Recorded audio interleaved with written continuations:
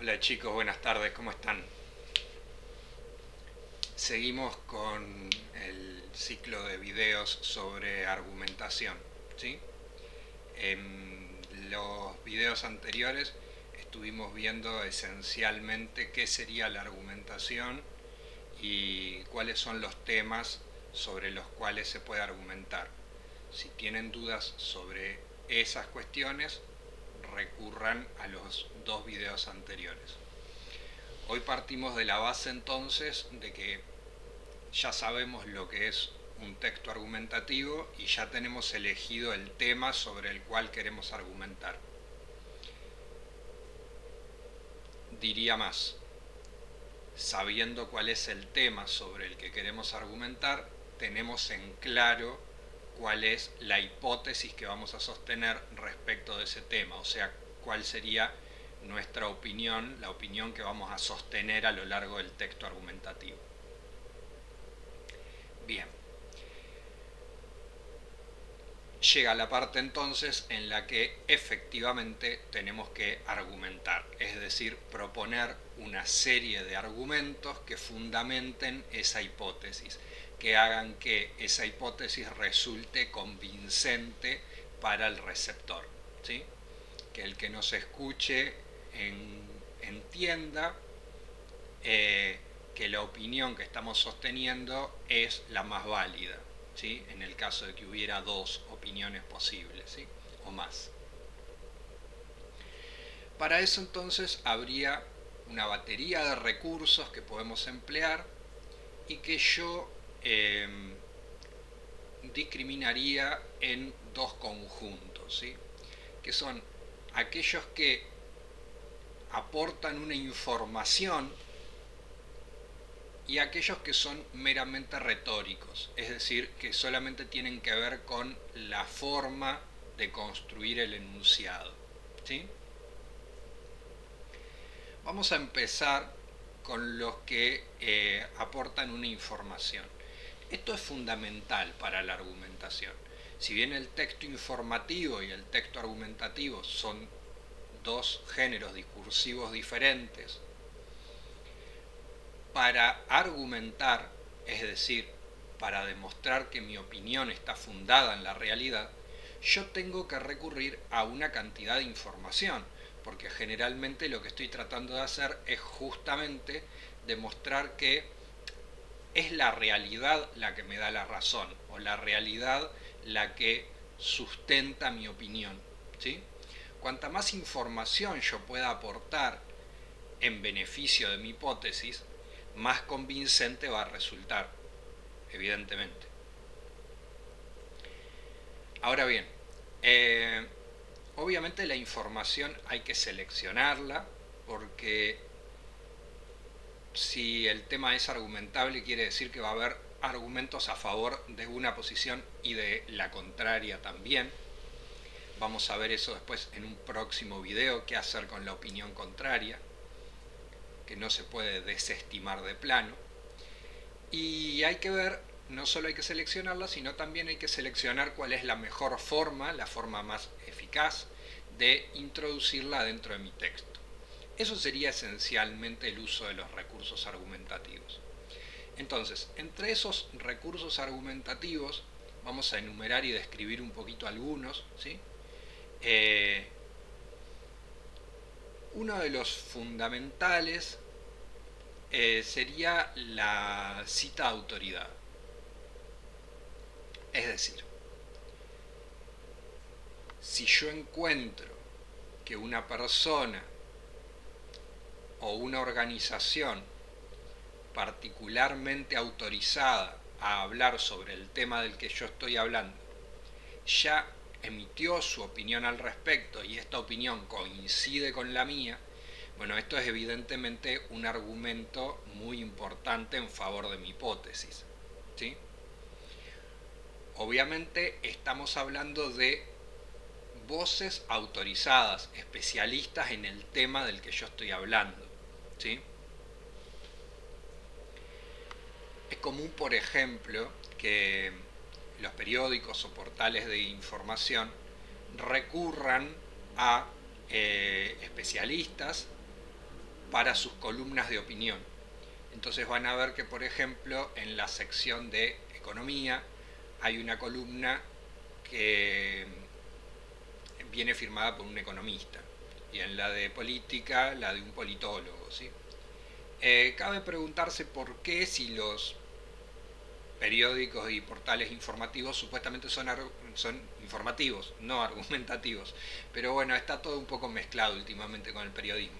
El tema es, eso sería justamente una cita autoridad. Recurrir a el discurso de una persona o una organización autorizada para hablar del tema y que coincida con la opinión que yo sostengo, ¿sí? Vamos a poner un ejemplo de nuestra vida cotidiana del último año. Vacunas sí, vacunas no, etcétera. La cantidad de especialistas a los que se ha consultado y que han salido por medios de comunicación de toda índole. Todo el mundo de repente era especialista, todo el mundo de repente era virólogo, epidemiólogo. Nos enteramos que había una cantidad de epidemiólogos que nosotros ni sabíamos que existían, que había tantos, ¿no? Bueno, eso es una cita de autoridad, ¿sí? Eso es una cita de autoridad. Si yo leo entonces una entrevista, leo un artículo académico o lo que sea, y encuentro que esas personas autorizadas coinciden con mi opinión, eso evidentemente me va a servir, yo lo tengo que citar textualmente, tienen que fijarse cómo se hace una cita textual, ¿sí? Y tengo que, entre comillas, como corresponde, distinguiendo mi discurso del discurso de la otra persona, hacer notar que esa persona coincide con la hipótesis que yo estoy sosteniendo, ¿sí? La Organización Mundial de la Salud dice tal cosa, bueno, entonces, hablando de una pandemia, esa es una voz autorizada. No sé, el ANMAT, siempre me cuesta decir esa sigla, autorizó tal medicamento, tal vacuna, tal procedimiento. Bueno, ahí hay un equipo de especialistas. El CONICET llegó a tal conclusión o a tal investigación. Bueno, ahí está. Eso serían citas de autoridad. ¿Se entiende? Confusamente, nuestra sociedad le otorga autoridad, capital simbólico a gente que no es especialista en nada, y sin embargo su discurso es tenido en cuenta por mucha gente, ¿sí? Entonces, si un conductor de televisión salió a decir tal cosa, eso no es una opinión autorizada, excepto que de lo que esté hablando es de conducir un programa de televisión, que supongamos que eso sí sabe, ¿sí? No obstante, muchísima gente hace caso de ese tipo de discursos, ¿sí? De lo que opina un actor de cine o un músico de rock. Eso no sería cita autoridad, eso entra en la parte de falacias y lo vamos a ver en el próximo video. ¿Está bien? Cita autoridad, estamos hablando de discursos autorizados, especialistas en el tema que estamos tratando. Creo que se entiende. Bien. Como estos recursos, les decía, tienen mucho que ver con lo informativo, algunos recursos de la argumentación también son válidos, por ejemplo, para un texto explicativo. Por ejemplo, se utiliza la ejemplificación, justamente. La ejemplificación consistiría, si yo estoy hablando de un fenómeno general, en aportar un caso particular que ilustre ese fenómeno. Suele tener el sentido, más que nada, de hacer más clara la exposición. Desde el punto de vista informativo, en general es poco lo que aporta, pero sí puede servir si el tema que estoy tratando es muy complejo, para que la persona, mi receptor, lo entienda mejor, o lo entienda desde el punto de vista en el que yo quiero plantearlo, ¿sí? Ese es el sentido de la ejemplificación. ¿A qué me refiero con aportar un caso particular que ilustre un fenómeno general? Bien, esencialmente, si un fenómeno general, por ejemplo, puede afectar a un país entero, ¿sí? Yo estoy hablando de que, por ejemplo, las medidas de aislamiento son perjudiciales para la pequeña industria, ¿sí?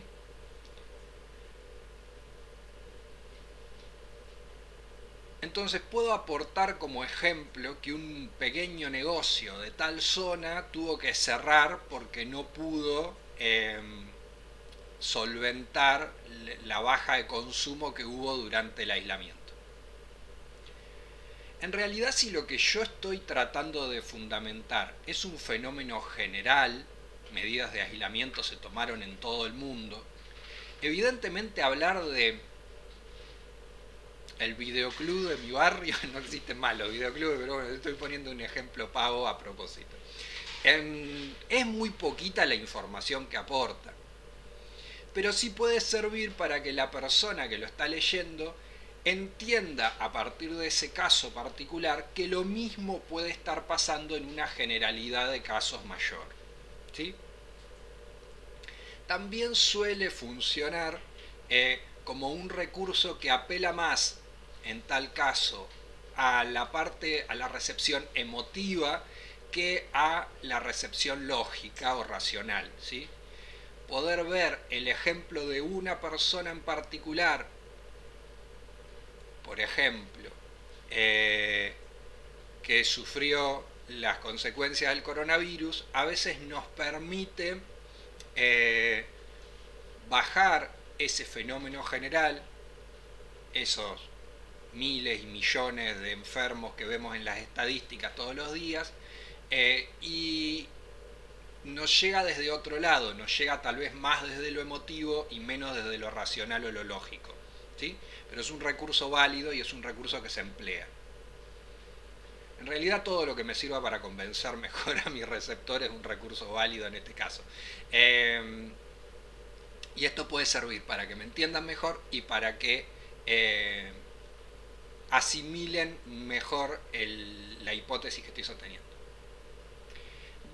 De una manera parecida, muchas veces se confunden estos dos recursos.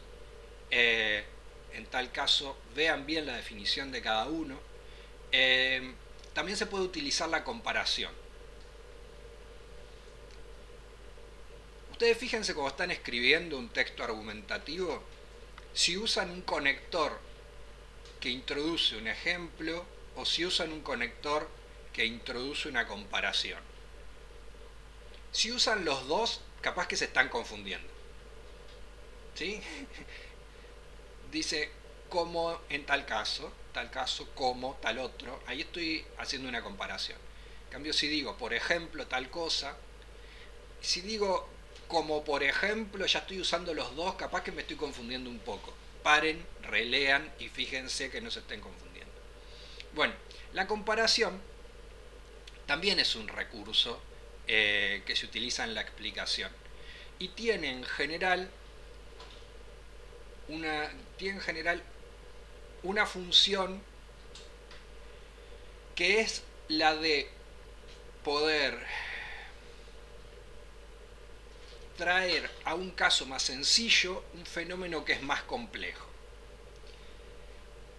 Es decir, a partir de algo que es conocido o fácil de aprehender, establecer una conexión con algo que es más abstracto o más complejo. Esa es la función que tiene en general desde lo explicativo. Vamos con un ejemplo que en general hace que las cosas sean más sencillas. Berta, bájate de ahí, un segundo. Bien. Chicos, Berta, bájate. Bien.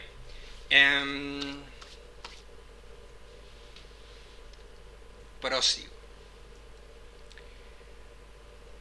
Si a un nene de 3 añitos no tengo un celular a mano para mostrarle una imagen y tengo que explicarle eh, que el planeta Tierra es geoforme, geoforme no le va a decir nada.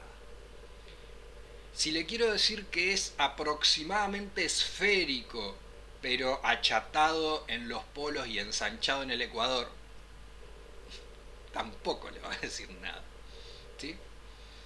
Si le digo que es más o menos como una mandarina, a lo mejor sí, porque una mandarina es algo que el chico conoce y visualmente lo tiene incorporado.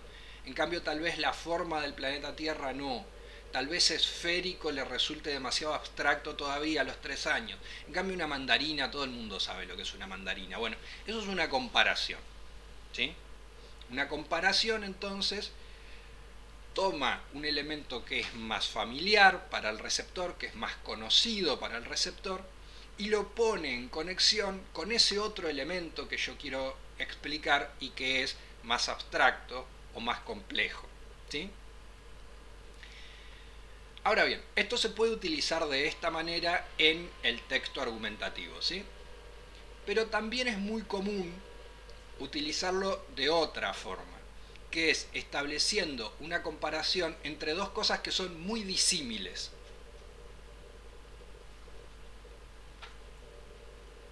Para mostrar, en general, que una funciona mejor que la otra.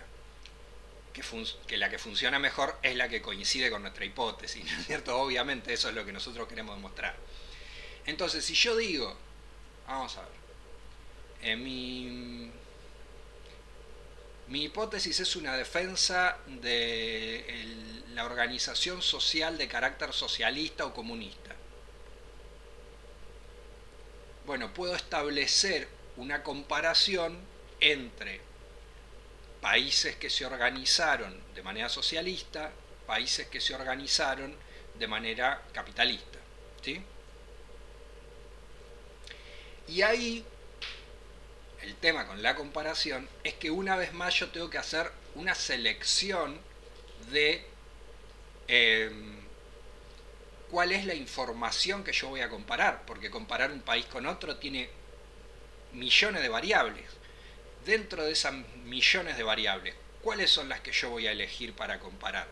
¿Cuáles considero que son las más relevantes, las más importantes, quiero decir, las que tengo que tener en cuenta? Porque una comparación entre Cuba y Chile, alguien me puede decir, bueno, ¿qué cantidad de personas en Chile tienen iPhone? Y son muchas más que la cantidad de personas que tienen un iPhone en Cuba. Bien, en ese sentido, un país con una política capitalista neoliberal, como sería Chile, sale ganando en la comparación respecto de un país que tuvo una economía socialista, como sería Cuba. Ahora la pregunta es, ¿qué tan relevante resulta cuántas personas tienen iPhone? ¿Me importa?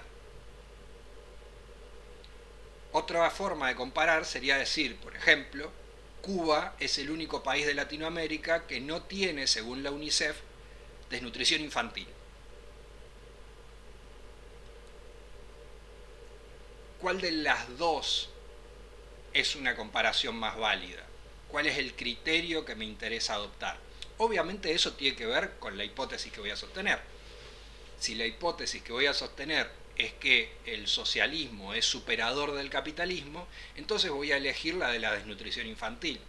Si la hipótesis que voy a sostener es que el capitalismo es superior al socialismo porque la gente tiene más iPhones, bueno, tendría que replantearme mi moral, pero pero elegiría la otra comparación. Elegiría seguramente la otra comparación. Muy bien. Y acá estamos entrando en un terreno que es el de otro recurso absolutamente fundamental para la argumentación, que es el de la información estadística. ¿Sí?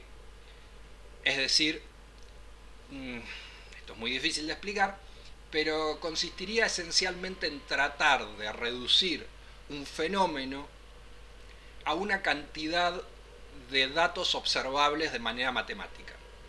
¿Sí? Sigo con la pandemia porque sé que es el tema que todo el mundo tiene más presente en este momento, ¿sí? Cuando me dicen que el porcentaje de efectividad de tal vacuna es del 62%, del 75%, del 70% con la primera dosis, pero del 85% con la segunda, todo eso es información estadística. Todo eso de lo que se trata es de hacer muestreo sobre la realidad, estudios sobre la realidad, tomar sujetos de prueba, ¿sí? Agarrar una cantidad de gente que fue vacunada antes de que esas vacunas estuvieran homologadas por la autoridad competente en una fase experimental, vacunarlas, ver cuántas de esas tuvieron efectos secundarios, ver cuántas de esas contrajeron el virus, cuántas la contrajeron de una forma severa, cuántas lo contrajeron de una forma leve, y todo eso tomar nota y después reducirlo a una información que se pueda expresar numéricamente, en este caso a través de un porcentaje, ¿sí? Son obviamente fundamentales para las ciencias naturales y las ciencias duras, pero incluso más importantes para las ciencias humanas o las ciencias sociales, porque las ciencias humanas o sociales prácticamente no tienen otra forma de observar la realidad que no sea a través de la estadística, ¿sí? Si la comparación, que es el recurso que expliqué recién, podía presentar algunos matices, algunos grises, de acuerdo con los criterios que yo utilizaba para comparar, la información estadística directamente, sobre todo en ciencias sociales y humanas, es totalmente gris, ¿sí? O sea, porque es fácilmente manipulable. Por un lado es muy fácilmente manipulable, depende de cuáles son los recortes poblacionales que yo hago, depende de cómo, si yo hago una estadística con preguntas, depende de cuáles son las preguntas que planteo, depende de cuáles son las opciones que doy para responder a esas preguntas, porque en general si yo tengo que entrevistar a 10.000 personas, no puedo darle preguntas abiertas para que cada uno conteste lo que le parezca, porque después eso yo no lo puedo sistematizar. Necesito darle preguntas con opciones de respuesta. Entonces, dependiendo de cuáles sean las opciones que yo elijo, también estoy influyendo en el resultado que voy a obtener. Eh, Todo esto se llama sesgo estadístico. Las estadísticas son, entonces, para no decir muy fáciles de manipular, son muy fáciles de manipular. Pero digamos que es muy fácil tener un resultado sesgado. Eso suena como más suave, ¿no es cierto?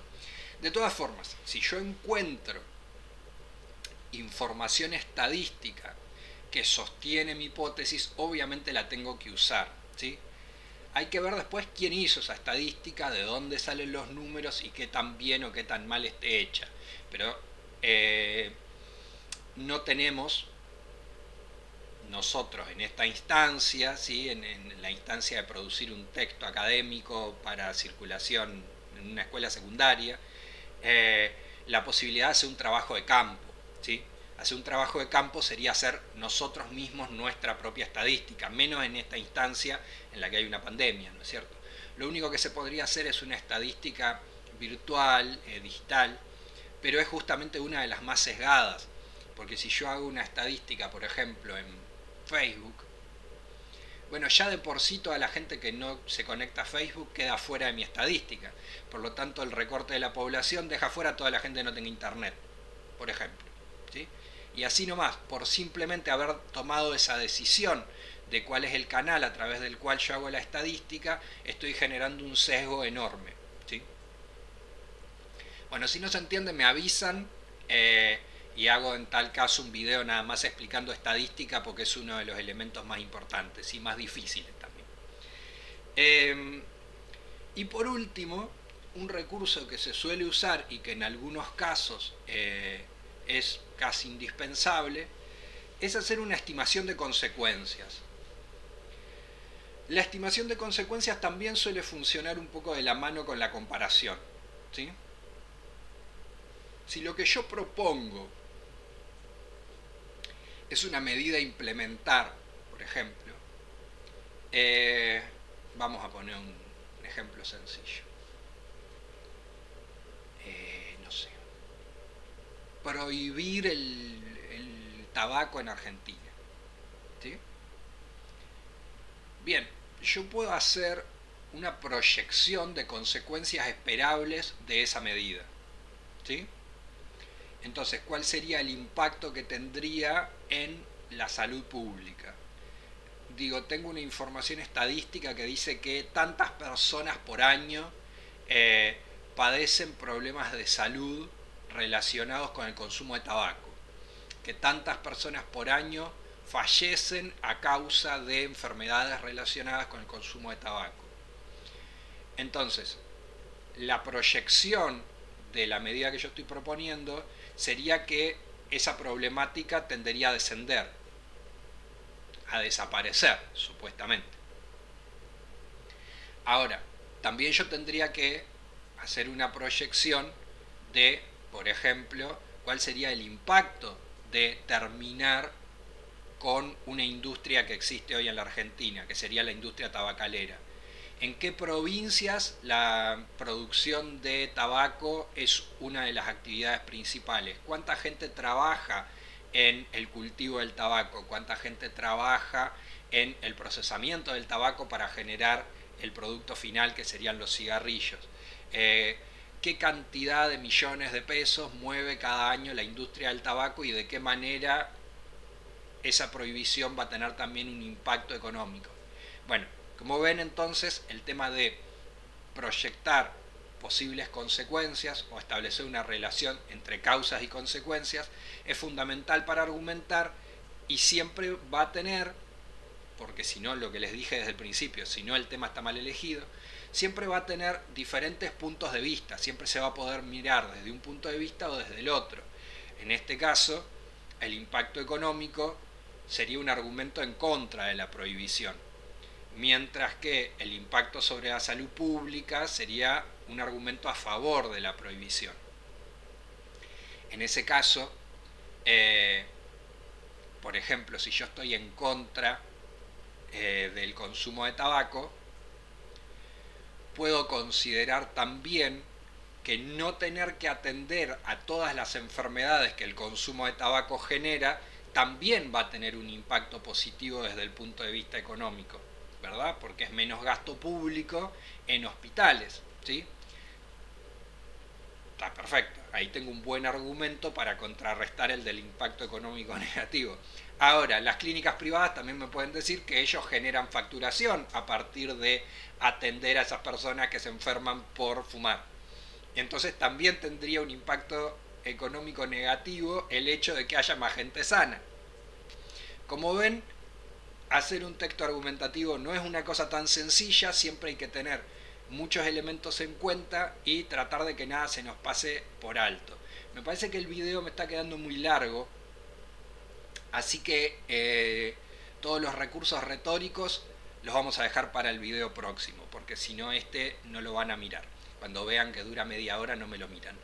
Bien, chicos, si tienen cualquier duda, como les digo siempre, me preguntan por acá o me preguntan por el Classroom, ¿sí? Nos vemos, cuídense.